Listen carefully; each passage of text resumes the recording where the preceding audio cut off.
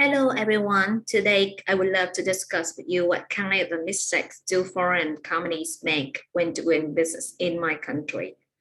For those new to the market, doing business with Vietnam can be intimidating. But the key is to take a strategic approach. There are numerous mistakes made by foreign firms that have failed to do business in Vietnam. One of the most common mistakes made by foreign companies is conducting insufficient research. Other mistakes that might happen when doing business in Vietnam include language barriers, a lack of understanding of local customer tastes and the local customer behaviors, a poor marketing campaign, and an incompetent management plan.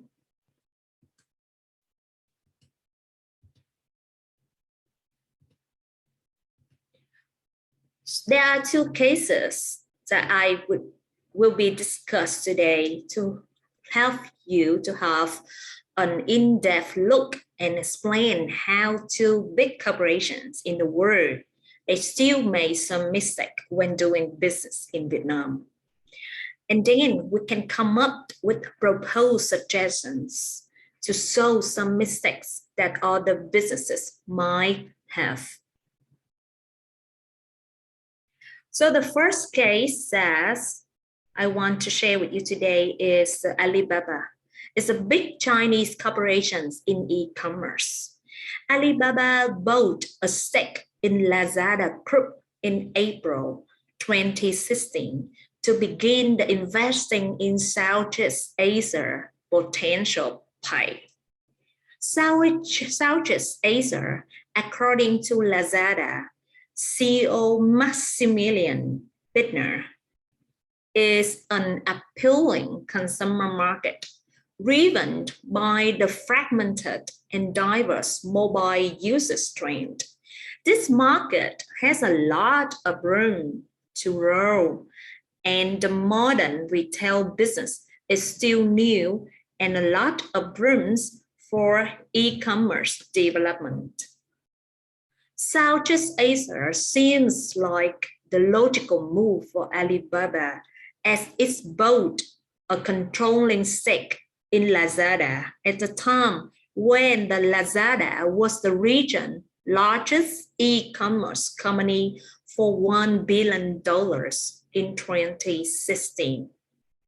However, after 3.5 years in operation, Lazada has lost market share in the major markets, and even the number one position in their region, also threatened by Shopee, is the subsidiary of Syrup.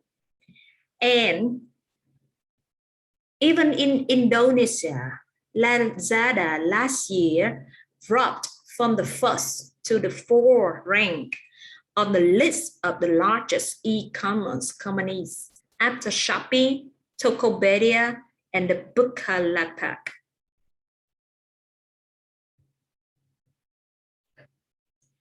There are two reasons that can be explained for their mistake. First of all, it is the lack of understanding customer taste.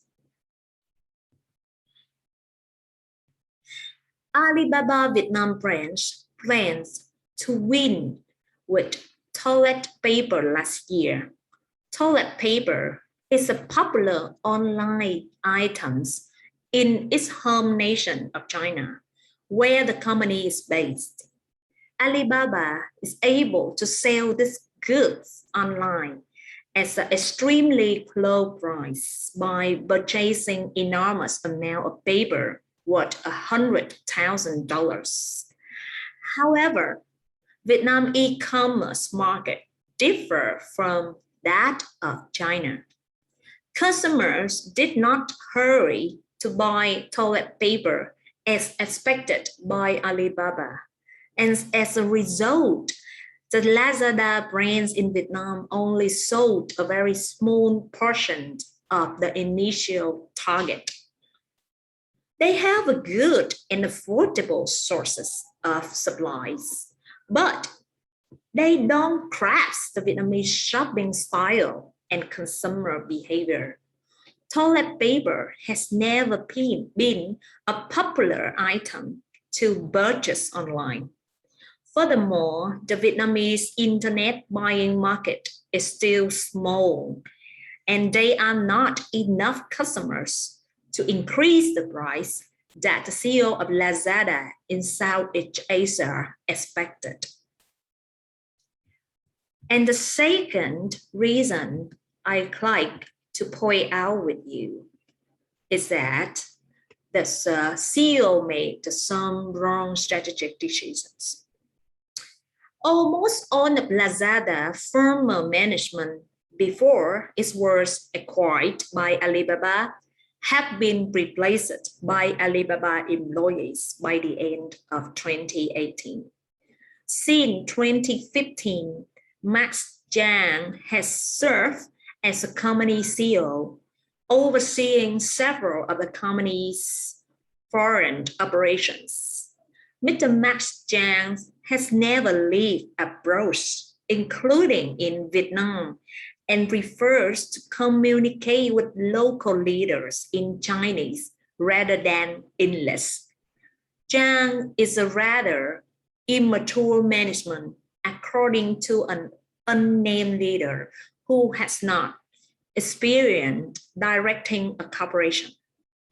One of the Max Zhang's biggest failures was eliminating most of the free shipping policies, which results in a rot in sales and brought customers to alternative platforms like Shopee. Traders, merchandisers in Vietnam were likewise irritated by the decision also, and they switched to other platforms too. He also requested that the Lazada Vietnam brands cease giving the discount vouchers and other expenses in order to assist Lazada Vietnam in improving its financial status. However, revenue and visitor number both declined and they were surpassed by Shopee for the top spot. So now I would love to discuss about as a case number 2, which is Uber in Vietnam. So put into the context, when the Uber entered in the Asian market in 2013, Uber was an arrogant giant with spectacular success in the US market and several major European cities. They began offering services in Taiwan, India, and China, and swiftly expanded to reach nearly all of the region's developing countries.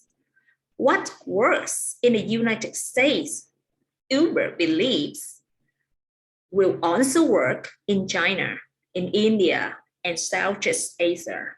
So they only employed the same fits-all model for countries that are highly diverse in terms of economic characteristics, culture, and legal framework until they serve the end users.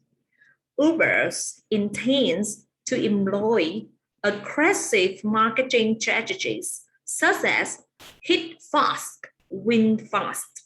But this strategy ran into a hard legal conflicts, a direct conflict with the traditional taxis.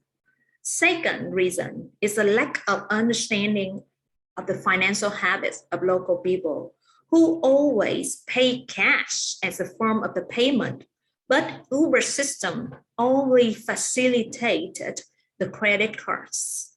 As a result, Uber was crushed and acquired by Grab.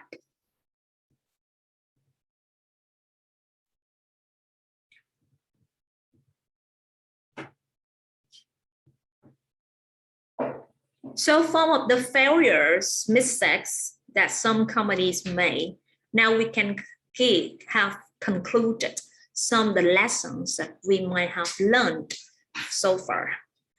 That a company should conduct reliable research before venturing into the business in any new territory, and Vietnam is no exception. Good research saves money and improves efficiency and performance right from the start. Some questions you need to ask yourself before you begin to do business in Vietnam which are, what are our business unique selling points? Is there likely to be a market in Vietnam for our products or service? And the next questions, are there any legal barriers to our business models? Subsequently, where we're gonna start in Vietnam? Do we have the sufficient resources? We have management, project finance, and expenses to fund for all the Vietnamese projects. And who will be leading the project within our company? Do we need to work with a partner in Vietnam to succeed? If so, can we communicate effectively with them? Have we evaluated business risks, such as protecting your IP internet protocol, and conducted research in due diligence? Do we know how to secure payment and get the right quality products? So that's some of the lessons that you might conclude before taking the very first step to do the business in Vietnam. That is all I want to share with you about that's common mistakes made by foreign investor when operating the business in local market and how to overcome them. Enjoy your lesson. I appreciate you want to share some of your ideas. Thank you. Have a lovely day.